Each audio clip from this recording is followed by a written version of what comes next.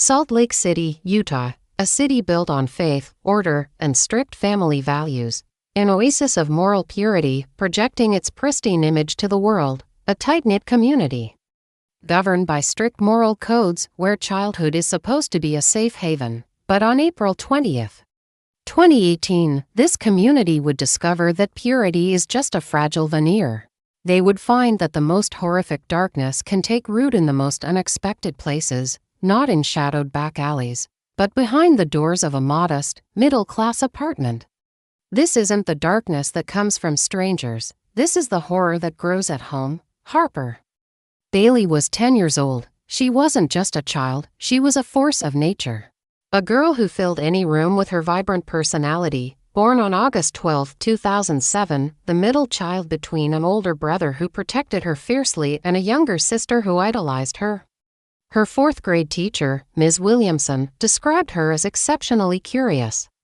Especially in science, she had just won her school's Young Scientist Award. She dreamed of becoming a veterinarian. Her room was covered in wildlife posters, her desk piled with borrowed veterinary textbooks. Her last entry in her animal doctor journal, dated just one day before her disappearance, was a drawing of a rehabilitation center for hurt animals who need someone to care for them. On April 20th, Harper herself desperately needed someone to care for her. In the same city, just 6 blocks away, lived 15-year-old Benjamin Anderson. Benjamin lived with his mother, a single mom working 2 jobs to support them, often leaving him alone in the afternoons. To neighbors and teachers, Benjamin was quiet, intelligent, and socially awkward. A normal teenager, maybe a little shy, but unremarkable. But behind that quiet mask, a mind was calculating and plotting with chilling precision. On April 20th, Benjamin's mother was at her hospital shift. He wasn't entirely alone. His 17-year-old girlfriend, Emma Wilson, was with him, but Benjamin had a plan for that. Recovered text messages from his phone revealed a terrifying and meticulous manipulation. He was coordinating a window of opportunity. He began insisting to Emma that they needed to get high later. He convinced her to go on an errand to buy marijuana, deliberately steering her to a dealer further away, several blocks over. He gave her the timing with horrifying precision, round to 4:45 p.m. Why that time? Because he knew his victim was on her way. Victoria Murphy, a distant cousin of Harper's mother, Victoria owed the Bailey family money and was desperate to get back in their good graces. That day, outside the school, she saw Harper. Harper's older brother was at baseball practice. On impulse, Victoria offered Harper a ride. Harper was excited. Her best friend, Lily Thompson, would later recall Harper's last words to her. She said she might get to play with the cute boy's new puppy. The puppy was the bait. A lie Benjamin had been spreading in the neighborhood to lure children to a building that had a strict no pets policy. And that day, Harper took the bait. At around 2:30 p.m., Victoria Murphy dropped Harper Bailey off at Benjamin Anderson's apartment. She knew his mother wasn't home. She left her there anyway. At 3:05 p.m., surveillance cameras captured Emma Wilson leaving the apartment on foot for the drug run. Now, Benjamin Anderson was alone with Harper Bailey. The door was closed. The 47-minute window had begun. The autopsy would later reveal a sedative in Harper's system, matching medication prescribed to Benjamin's mother. He had planned to make her compliant when she resisted. The evidence revealed a desperate struggle. Her broken fingernail was found embedded in the bathroom doorframe, and then he used his bare hands. Emma Wilson returned to the apartment at 3:52 p.m. The apartment reeked of strong bleach. Benjamin was just getting out of the shower when she asked. He simply said he'd spilled something and had to clean it up. There was no sign of Harper Bailey. Benjamin had been terrifyingly meticulous. He had scrubbed the crime scene using bleach to eradicate blood evidence. His attention to detail was remarkable, suggesting either a sophisticated understanding of forensics or a frightening natural instinct. But he missed a spot. He missed the microscopic blood spatter on the bathroom ceiling. What happened next is what transforms this crime from tragic to something beyond human comprehension. Benjamin wasn't nervous. He wasn't scared, he was normal. Immediately after the murder, he texted Emma, telling her not to rush back, claiming he was just chilling and playing video games. Just hours after strangling a 10-year-old child with his bare hands, after sexually assaulting her, Benjamin suggested to Emma that they go get fast food. Security footage from a local burger joint showed him laughing, eating, and sharing fries with his girlfriend, all while Harper Bailey's body was hidden in a suitcase in his bedroom closet. This was the first level of his deception, a grotesque performance of normalcy. As darkness fell, panic began to set in for Harper's parents, frantic calls to Victoria Murphy, who was deliberately dodging their calls, knowing she had left Harper with a teenager without permission. At 8:30 p.m., Harper was officially reported missing. While search parties combed the neighborhood, Benjamin was executing phase 2 of his plan. He waited after midnight, after his exhausted mother had returned from the hospital and fallen asleep. At 12:43 a.m., he texted Emma. He asked to borrow her mother's car, claiming he needed to return something to his dad, or, as he'd later tell her, to dispose of illegal drugs. Emma, unsuspecting, agreed. He took the suitcase, which he had weighed down with rocks he'd collected from the flower beds outside his apartment. Benjamin directed Emma on a 30-minute drive to a secluded causeway over a deep canal. At 1:52 a.m., traffic cameras showed Emma's mother's car pull to the side of the road. The headlights went off. Benjamin told Emma to wait in the car. For 11 minutes, the world went dark on that causeway. 11 minutes, during which Benjamin Anderson heaved the heavy suitcase containing the body of Harper Bailey into the freezing water. Then the lights came back on, and they drove back to the city. The next morning, as the entire neighborhood desperately searched for the missing girl, Benjamin Anderson did the unthinkable. He joined the search party. Neighbors would later testify to his seemingly genuine concern. One commented on how he seemed especially determined to find her. When police first questioned him, he delivered his first fabricated story. Yes, he'd seen her, but he gave her some money for candy at a nearby store, and she left. He seemed cooperative and forthcoming. He was playing the part of the concerned citizen, all while knowing exactly where Harper was. Detective Owen Clark was assigned to the case, a veteran specializing in child abductions. Clark immediately felt this case was wrong. "This is not a child who packed a bag and left," he wrote in his preliminary report. "This is a child who expected to come home for dinner." The first break came from a witness who mentioned seeing Harper get into Victoria Murphy's car. Investigators confronted Victoria. She lied, said she hadn't seen Harper at all that day. When confronted with school surveillance footage, she changed her story. This was lie number 2. She admitted picking her up, but claimed she dropped her off at Jensen's convenience store to buy candy. Detective Clark's team reviewed the store's footage. No sign of Harper. The owner confirmed he hadn't seen her, noting he would have remembered, as she always bought her favorite animal-shaped gummies. Victoria's second lie collapsed under intense interrogation. She finally told the full truth. She had taken Harper to Benjamin Anderson's apartment to see the non-existent puppy. Now, all eyes turned to the quiet teenager.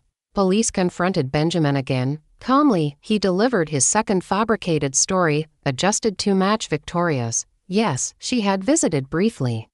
Then she left, and he had given her $5 to buy candy on her way home. The interviewing officer noted his calm seemed practiced rather than natural. Then, the physical evidence began to surface. A hair ribbon, matching Harper's, was found in a trash can near Benjamin's apartment. It had traces of human blood. Then came the call that broke the case wide open. 8 miles from the city, a maintenance worker checking water levels spotted a child's shoe floating near a canal grate. Dive teams recovered the matching shoe, and then, 50 yards upstream, they found it, the large, rock-filled suitcase. When it was opened, the search for Harper Bailey was over. Dr. Rebecca Winters conducted the autopsy. The findings confirmed the worst: sexual assault and death by manual strangulation. But she found something else, something small, unexpected. But it would become the single Irrefutable piece of evidence, in Harper's mouth and between her teeth. Dr. Winters found partially dissolved candy still present, colorful. Animal-shaped gummy candies. That was it. The thread that would unravel the entire fabrication. Detective Clark immediately recognized the significance. It was the critical foundational clue. Benjamin's entire story rested on one lie, that he gave her money to go buy candy after she left. But the candy was already in her mouth. The physical evidence proved that Harper Bailey died while eating the candy she already possessed. She died inside Benjamin Anderson's apartment. His own, too clever lie had become his downfall. Benjamin was brought in for interrogation again, this time with his mother. Susan Anderson. Detective Clark was calm. Methodical. He noted Benjamin was too perfect, too rehearsed. Clark started to push. He casually mentioned the Jensen store cameras showed no sign of Harper. Benjamin didn't flinch. He made his first tactical error. He improvised a new lie. Oh. She must have gone to the other store. The one on Birch Street. Investigators already knew the Birch Street store had been closed for renovations that week. That's when Clark put the picture on the table. A clinical, close-up photo from the autopsy showing the colorful candy lodged in Harper's teeth. This is where your story falls apart, Benjamin. Clark said quietly. Harper already had candy when she died. She never left your apartment to buy candy because she was already dead. For the first time, Benjamin's steel composure fractured. A flash of pure rage crossed his face before he could control it. His mother began to sob beside him. Tell them the truth, Benjamin, she pleaded. Please. Benjamin shot his mother a look of such cold contempt that she physically recoiled. And then, quietly, came the first words of truth. She was going to tell on me. What followed was not an emotional breakdown. It was not a remorseful confession. It was a cold, technical debriefing of a murder. Over the next 2 hours, Benjamin Anderson described how he planned and executed the murder of Harper Bailey with a level of detail that chilled the veteran detective and everyone in the room. He admitted it all. He admitted asking Victoria to bring Harper over. He admitted giving Harper a drink laced with his mother's anxiety pills to make her sleepy. He described how he tried to assault her. And when she resisted and threatened to tell her parents, he strangled her. I needed her to stop talking, so I kept squeezing until she couldn't. The most horrifying part wasn't the violence, it was the aftermath. Benjamin coldly described how he scrubbed the bathroom with bleach and how he hid her body in his closet for hours. There was no remorse. The only emotion he showed was annoyance. Annoyance that Victoria had returned to check on him earlier than he expected. Annoyance that he had to improvise a lie for Emma about needing the car. He was worried about whether the suitcase would sink properly. At one point, his mother, looking at the boy she thought she knew, asked in a broken voice, "How could you do this?" Benjamin looked at her coolly and replied, "I wanted to see what it would feel like." That answer, that moral void, made his own mother shrink away from him. At the end of the interrogation, Detective Clark asked one final question. Was he sorry for what he had done to Harper? Benjamin paused, thought for a moment, and then said the words that would define the case. I'm sorry I got caught. This was not an impulsive act. This was something that had been growing. Digital forensics uncovered his deleted search history. In the weeks before the murder, Benjamin had been searching for how to delete browsing history. How long does DNA last? Can bleach destroy evidence? And most terrifyingly, he searched for unconscious girl, young girl struggling. How long for a body to decompose in water? Can DNA survive underwater? And he ran specific queries about the water depth in the exact canal where Harper was found.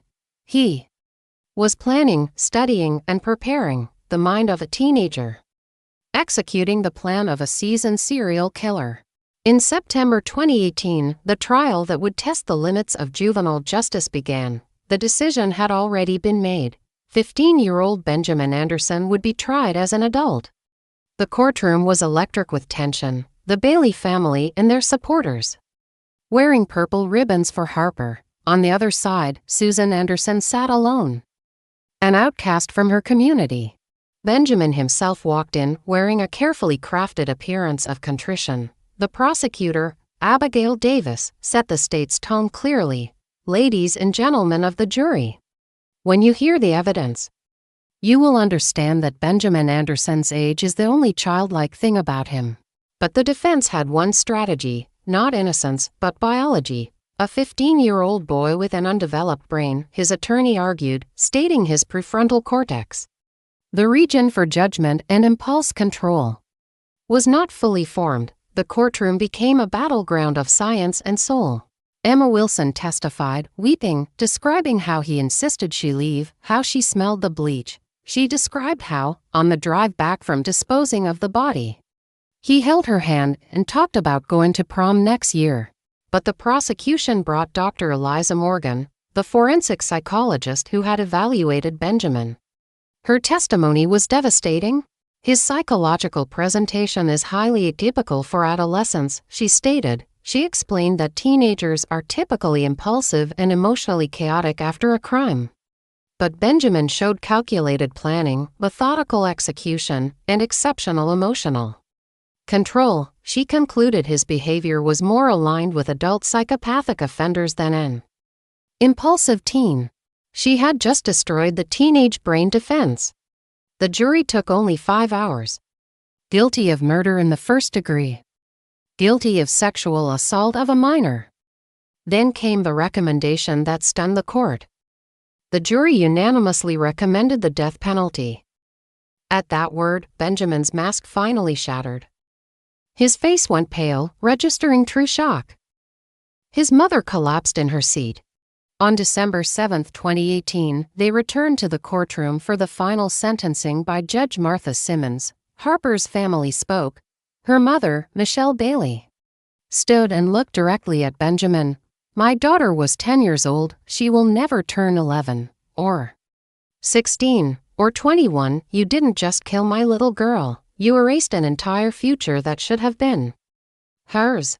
Then, Harper's 12-year-old brother spoke, his voice cracking. I was supposed to walk Harper home from school that day, and I had baseball practice. He didn't just kill my sister. He broke our whole family. Then, it was the judge's turn. Judge Simmons explained she was bound by the Supreme Court's Roper v. Simmons decision, which constitutionally forbids the execution of anyone who was a minor at the time of their crime. The death penalty was off the table. A flicker of relief was seen on Benjamin's face. But the judge was not finished. She explained that while life without parole should be uncommon for juveniles, this case was the exception. She cited the rare combination of circumstances, the premeditation, the sexual motivation, the calculated cover-up, and the psychological evaluation showing an unusual lack of capacity for empathy or remorse. Benjamin Anderson, this court sentences you to life imprisonment without the possibility of parole. Benjamin Anderson was led away. He would remain in a juvenile facility until his 18th birthday, before being transferred to an adult prison for the rest of his natural life. The crime destroyed countless lives. The Bailey family created the Harper Bailey Foundation, launching the Purple Ribbon Alert system to help other families of missing children. Susan Anderson, Benjamin's mother, lost her job, received death threats, and was forced to move and live in anonymity, making anonymous contributions to Harper's foundation as her own private atonement. Benjamin Anderson himself became the subject of intense psychological study. As he matured in prison, he demonstrated an intellectual understanding of why his actions were wrong, but continued to show a complete deficit in genuine empathy or remorse. In 2028, nearing the 10th anniversary of Harper's murder, a documentary filmmaker attempted to interview him. His response, from behind bars, was the most terrifying evidence of all. I'm interested in participating, but only if you can tell me how famous the case has made me. Am I still remembered? Do people still talk about what I did? The response confirmed the judge's assessment. Profound moral emptiness that no amount of development or rehabilitation could fill. His mother had asked, how could you do this? He had answered, I wanted to see what it would feel like. And the question that haunts Salt Lake City, the question that haunts all of us, is, what if he hadn't been caught? What would he have wanted to feel next? And how many other masks are still walking among us, quiet, intelligent, just waiting for their own window of opportunity?